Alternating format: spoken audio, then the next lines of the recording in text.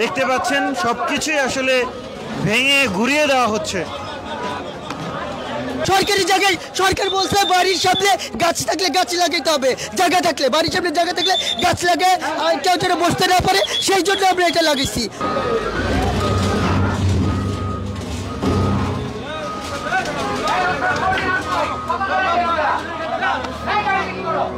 তাই বলে সরকারি জায়গায় লাগাই? হ্যাঁ, সরকারি তো বলছে সরকারি জায়গায় লাগিতে, সরকারি বলে দিছে বাড়ির সামনে ফাঁকা জায়গা থাকলে সরকারি জায়গায় গাছ লাগিতে। আমরা কি হ্যাঁ সরকার তো বলছে সরকারি জায়গায় লাগিতে, হ্যাঁ সরকার বলে দিছে, বললে হইলো নাকি?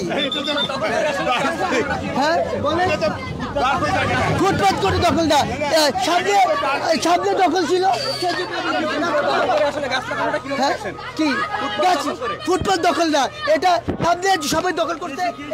আমরা সবাই শুনে না বাসাতে গাছ এনে গাছ লাগাইছি, সে গাছ ভাঙবে কেন? গাছ এটা তো প্রাকৃতিক একটা জিনিস না, দোকান ভাঙে না করছে, গাছ ভাঙবো কি লিগা? গাছটা তো অবৈধ জায়গা ভাইয়া, ভাই অবৈধ জায়গা আমরা কষ্ট করে লাগাইছি না, স্টুডেন্ট ভাই অবৈধ জায়গা লাগাইছি না। সবাই দখল করছে, সবাই জায়গা দখল করে আসছে, আমরা যাতে অবৈধ জায়গা দখল করতে না দেয় এর জন্য আমরা গাছ লাগিয়ে রাখছি, যাতে জায়গাটা যাতে ফুটপাত দখল করতে না পারে। গাছ লাগানো তো খারাপ কিছু না, গাছটা কেন ভাঙলাম?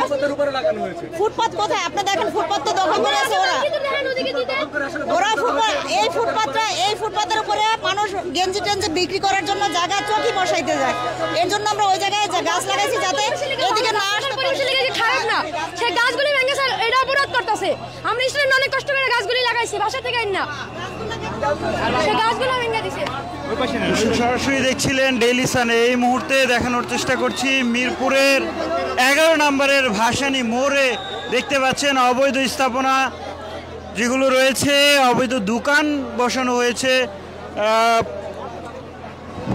ফ্যাসিস্ট হাসিনার আমলে নিষিদ্ধ আওয়ামী লীগের নেতাকর্মীরা তারা এইসব স্থাপনা গড়ে তুলেছিলেন বলে স্থানীয়রা অভিযোগ করেছেন। সবচেয়ে সুবিধা হবে, রাস্তা হবে, মানুষ হাঁটাচলা করতে পারবে, ঠিক আছে, এই জন্য সব কিছু হবে, ডেরিং হবে, পার্কিং জায়গা হবে, ঠিক আছে, মানুষ চলাচল করতে পারবে আমাদের জন্য, ঠিক আছে, উচ্ছ্বাস করা এটাই ঠিক আছে।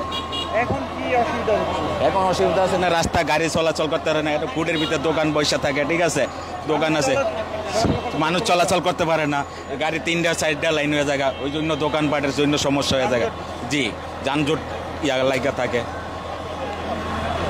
দর্শক যেমনটা বলছিলেন স্থানীয় মানুষজন, তারা বলছিলেন যে এই জায়গাটিতে আসলে